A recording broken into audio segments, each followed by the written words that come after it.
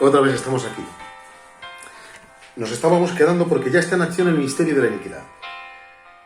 Solo que hay que en el presente lo detiene, hasta que él a su vez se ha quitado de en medio. Y entonces se manifestará aquel inicuo, a quien el Señor matará con el espíritu de su boca y destruirá con el resplandor de su venida. Inicuo cuyo advenimiento es por obra de Satanás con gran poder y sanera y prodigio mentirosos. ¿Qué es lo que está diciendo aquí el apóstol San Pablo?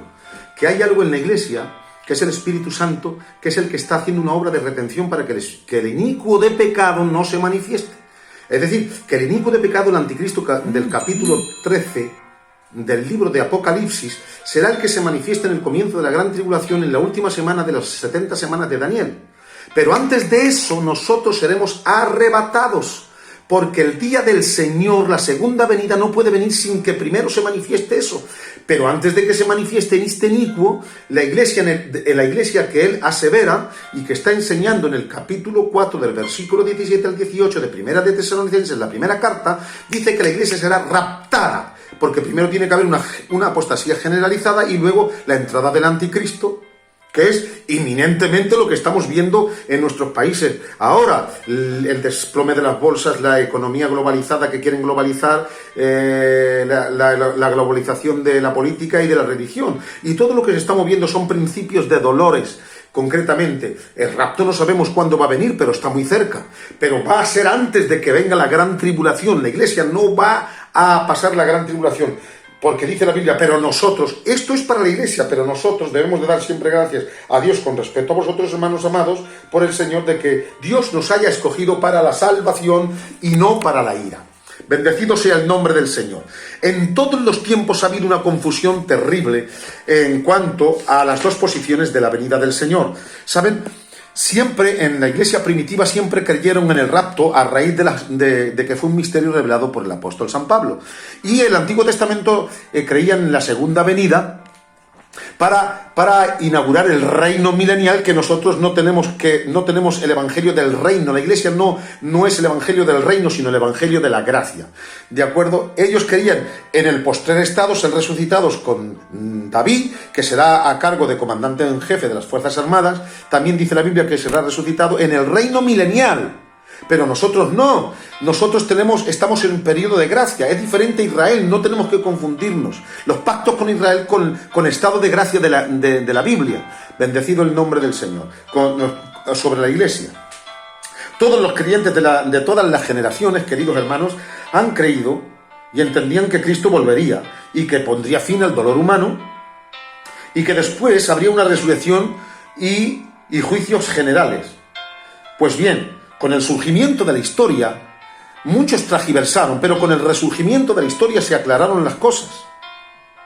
En el siglo XIX, los estudiosos de la palabra profética pudieron distinguir, por el arte de la hermenéutica, que es el arte de interpretar las escrituras, cómo habían dos venidas diferentes. Una que era espiritual,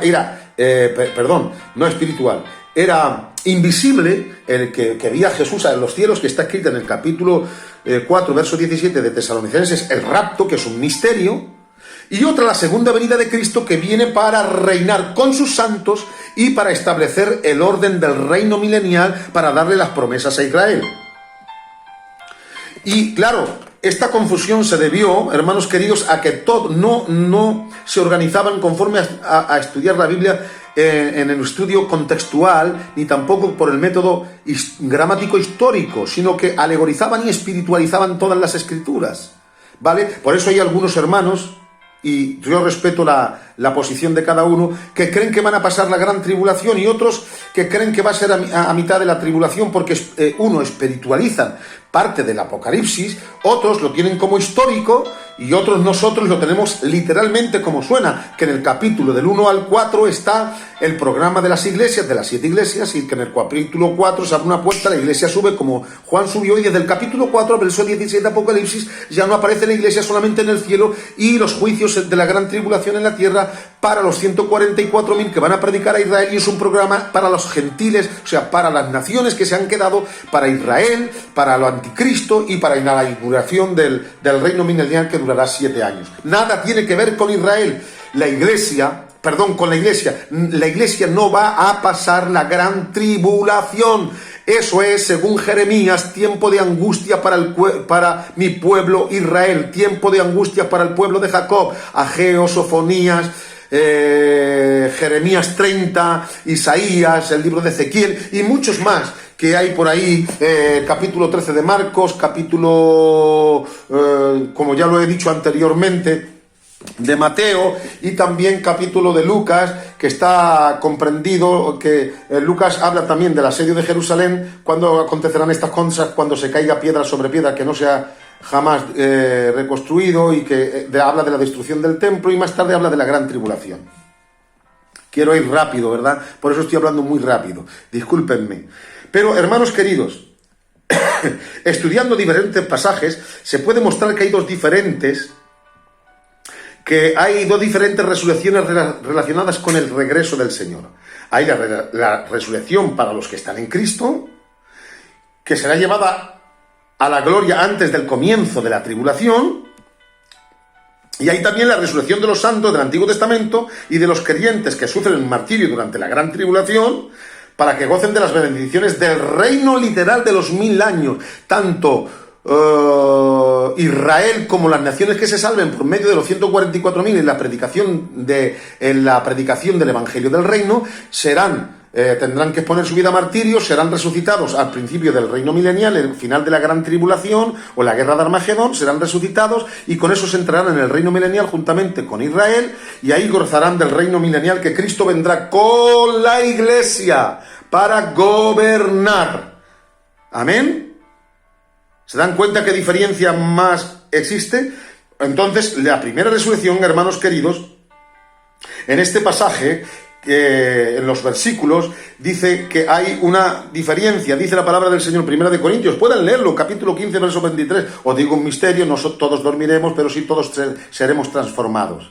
¿Vale? En un abrir y cerrar de ojos los muertos en Cristo resucitarán y luego nosotros seremos transformados. Ese es el rapto.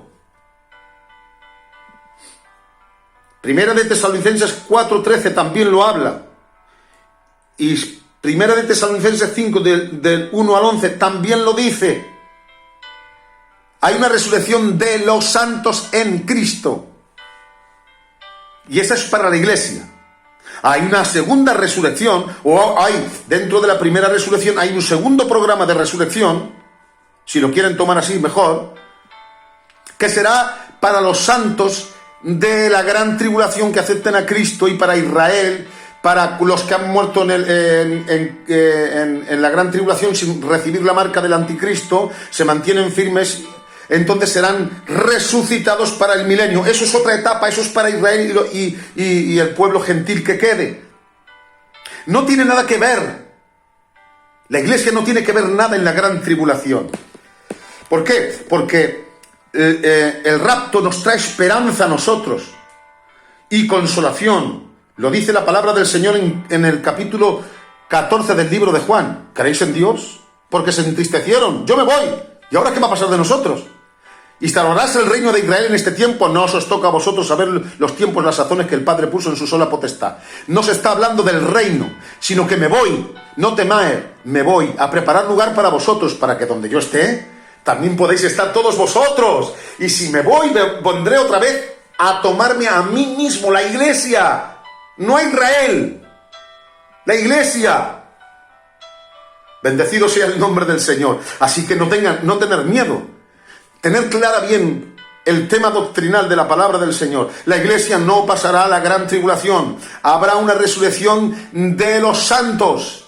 Y otra será en la segunda fase, antes del milenio, para los de la gran tribulación e Israel, que estarán en el milenio. Bendecido sea el nombre del Señor. Así lo aclara 1 de Corintios 15, 1 de Tesalonicenses 1:9 hacia adelante, Santiago 5:7-9 y 1 de Pedro 3:2-3.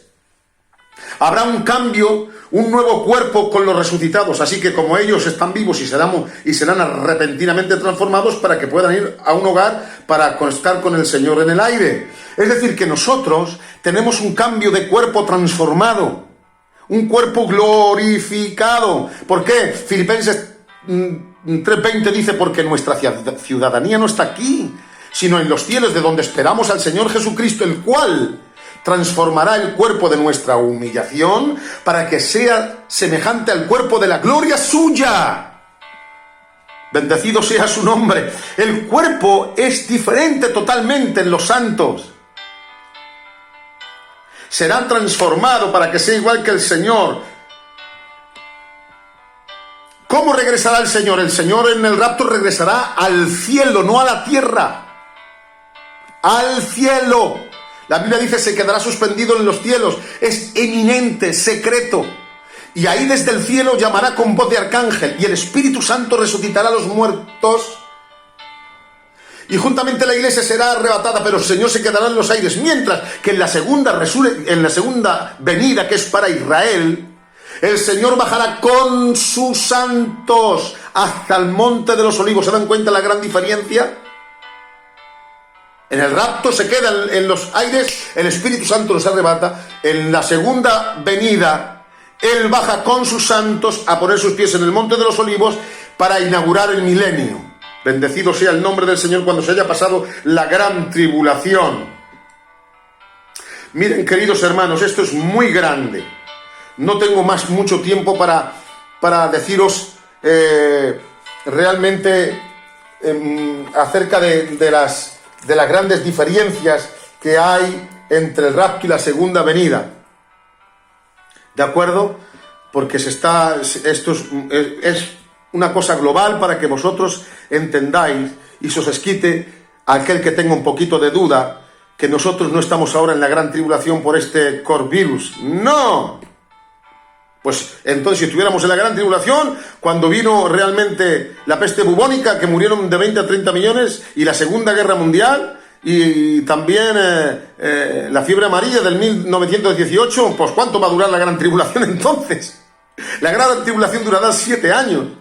Lo que pasa es que estamos en las promesas de que Cristo va a venir, porque antes había guerras aisladas, pero desde que empezaron la Primera Guerra Mundial y la Segunda Guerra Mundial, y desde que empezó la instauración del Estado de Israel como nación, que fue a nivel global, las cosas se están acelerando globalmente. Y esto dice la Biblia, que cuando empecemos a oír todas estas cosas, guerras mundiales, no aisladas, porque guerras siempre han habido, pero mundiales no, mundiales dos. La instauración del reino de Israel como capital, una vez en 1948, la última generación está pasando ahora, y ahora pandemias globales, economías globales, políticas globales, religiones globales. Cuando nosotros oigamos de eso, erguid vuestras cabezas, porque nuestra redención se acerca, porque antes que tome el control el anticristo, nosotros seremos arrebatados en el reino de Dios. Por eso, ánimo, no se turbe vuestro corazón. Bendecido sea el nombre del Señor. Quisiera ir terminando, queridos hermanos, y luego pues podemos hacer otro vídeo si queréis, para que nosotros podamos ir atendiendo realmente lo que nos está pasando. Nosotros seremos rescatados de la ira. Quiero leeros en Primera de Tesalonicenses, en Tesalonicenses 1:9.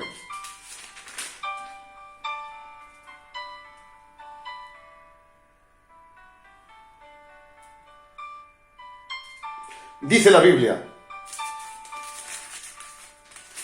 Vamos a ver.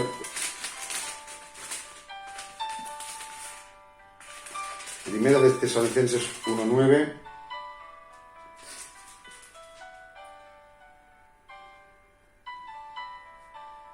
Dice, porque ellos mismos cuentan de nosotros, de la manera en que nos recibisteis y cómo os convertisteis de los ídolos a Dios para servir al Dios vivo y verdadero, y esperar de los cielos a su Hijo, el cual resucitó de los muertos, a Jesús, quien nos libra de la ira venidera. ¿Lo han oído? San Pablo dice, porque ellos mismos cuentan de nosotros, de la manera que nosotros recibisteis, cómo os convertisteis de los ídolos a Dios, para servir al Dios vivo y verdadero, y esperar de los cielos a su Hijo, el cual resucitó de los muertos, a Jesús, quien nos libra de la ira venidera. En el verso 10, es maravilloso, queridos hermanos, es un poderoso mensaje sobre el arrebatamiento. que habla adicionalmente de una clase de esperanza anhelante. Fíjense bien, da esta consolación esperanza porque se refiere a los creyentes eximidos del terror de la ira que se avecina sobre el mundo entero. Con respecto a esta esperanza, el texto griego se podría leer así: os volvisteis para estar actualmente sirviendo a un Dios viviente y verdadero, para estar actualmente esperando anhelantes a su Hijo desde los cielos, a quien Dios resucitó de los muertos, a Jesús, que estará llevándonos en rescate a sí mismo de la ira que está viniendo. El verbo estar esperando anhelantemente es anameno, recibe intensificación con la preposición ana y tiene una idea continual o literal: seguir esperando. Acerca esta anticipación esperanza, Hendriksen añadió: no se debe perder de vista el sentimiento del verbo esperar. Significa esperar con anticipación, con paciencia y con confianza. Implica, tanto en griego como en inglés, estar listo para su regreso. El pensamiento de su venida no trae terror para el creyente, porque ello es con Jesús que nos rescatará, está rescatándonos de la ira venidera. Luego entonces la esperanza de su regreso a nuestro mundo para resucitar a los muertos y para trasladar a los redimidos del cielo es la expectativa más brillante y más adelantadora que amenaza sobre hombre en la tierra. Deberíamos estar listos en cuanto ocurra para que nuestro Señor Jesucristo, el Redentor de nuestras almas, venga a por la iglesia. No preocuparse. La iglesia no va a pasar la gran tribulación. En Primera de Tesalonicenses 2:19, el apóstol San Pablo dice algo maravilloso y dice así, hermanos queridos, quisiera leerlo. Primera de Tesalonicenses 2:19. Porque ¿cuál es nuestra esperanza, o gozo, o corona que me glorie? ¿No sois vosotros delante de nuestro Señor Jesucristo en su venida? Pablo escribe: ¿cuál es nuestra esperanza, o expectativa, o gozo, o corona de que me glorie? ¿No sois vosotros delante de nuestro Señor Jesucristo en su venida? Esta es una manera insólita de hablar acerca de la esperanza de consolación, pero Pablo está diciendo a los creyentes en Tesalónica, cuando se regocije en la firmeza de ellos por el Evangelio. De hecho, el sufrimiento de ellos y la persecución que padecían por el nombre de Cristo eran casi abrumadores. Cuando tenga lugar el arrebatamiento, aquellos santos del Señor serán en aquel momento el gran gozo de Pablo, cuando él esté literalmente ante el rostro de Jesús. Es con esta venida que los creyentes de Tesalónica serán presentados como el gozo de Pablo. Esta no es la venida de Cristo para aplacar un juicio universal, ni se trata cuando el Señor toma con los suyos al hogar para que estén con Él. Evidentemente es el rapto. Queridos hermanos de mi corazón, el día del Señor no ha llegado.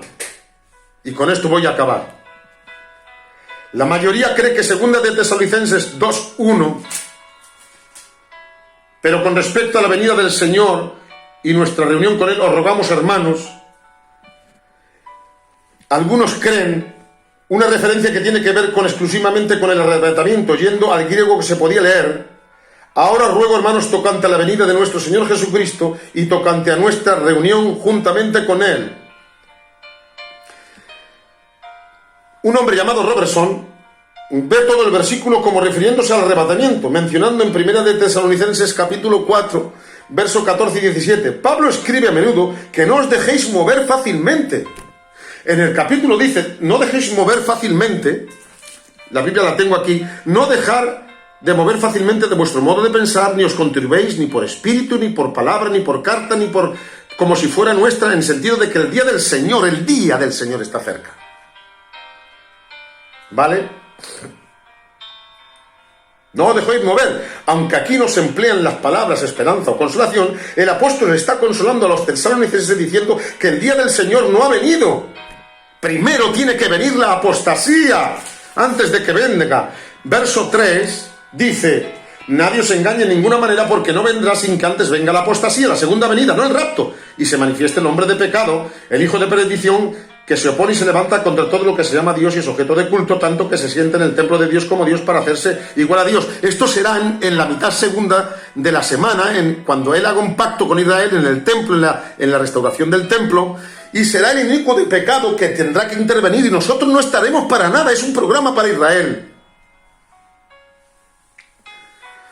Pablo da consolación usando los negativos: no vaciléis, saleu, o no os engañéis en vuestra mente, ni os aterroricéis, del griego torreu, en el sentido de que el día del Señor está cerca. Pablo se refiere al arrebatamiento en Primera de Tesalonicenses capítulo 4, verso 17. Por tanto, os digo esto en palabra del Señor, dice: no os entristezcáis sobremanera, y no ignoréis acerca de esto, no os entristezcáis de manera acerca de los que duermen, de los que se van primero. Porque el Señor mismo, con voz de mando, con trompeta de Dios y con voz de arcángel, descenderá del cielo, se quedará ahí, y los muertos en Cristo resucitarán primero. La iglesia, y luego juntamente los que estemos aquí, seremos arrebatados, transformados con el Señor para recibir al Señor en el aire. Apocalipsis capítulo 3, verso 10, dice: por cuanto tú has guardado la palabra de mi paciencia, yo también te guardaré de la hora de la prueba que ha de venir sobre el mundo entero. Los 6 sellos de Apocalipsis están después de que Juan es arrebatado a los cielos, que ahí culmina en el capítulo 4, la era de la iglesia, y se abre el capítulo para la gran tribulación de los que se queden y para el trato de Dios con Israel y reanudar los tratos de Dios con Israel en la séptima semana o en la 70ª semana, que son los 7 últimos años de la gran tribulación. Se despertarán los 7 sellos, el 7º sello dará lugar a la 7ª trompeta, las 7 trompetas en el capítulo 10 dice que los reinos de Cristo, de la tierra, vendrán a nuestro Cristo, y así se estará consolidada también con las 7 copas de la ira. Y después en la gran tribulación, eso será la gran tribulación, llegará la guerra de Armagedón, donde todos los pueblos confederados atacarán a Israel y el Señor bajará desde los cielos, la segunda venida, para aniquilar a todo el planeta Tierra y así inaugurar un reino de paz por 1000 años, y nosotros bajaremos con ellos también, con el Señor. Ya no vendrá por nosotros, sino que bajaremos, porque nosotros estaremos en los cielos inaugurando las bodas del Cordero, los galardones de Cristo o el mimá de Cristo, para inaugurar las 7 coronas o recompensa, luego el recorrido de posbodas, luego el recorrido de Cristo sobre las nubes, que vendrá con el caballo blanco. Vendremos con él en compañía para que Dios extermine a los infieles y así establezca su reino milenial, y durará el reino milenial otra etapa que durará 1000 años, que eso será otra cosa, y después el estado eterno. Por tanto, queridos hermanos, que nadie os engañe, nadie os turbe. Espero que esta breve explicación os haya servido de algo. Adelante, ánimo, estoy aquí para vuestro servicio a todos los hermanos, y confiar a todos los que me estáis oyendo que el Señor está con nosotros, que sí, que pronto vamos a desaparecer en el rapto, que esto se está pronunciando, que el Señor viene pronto, que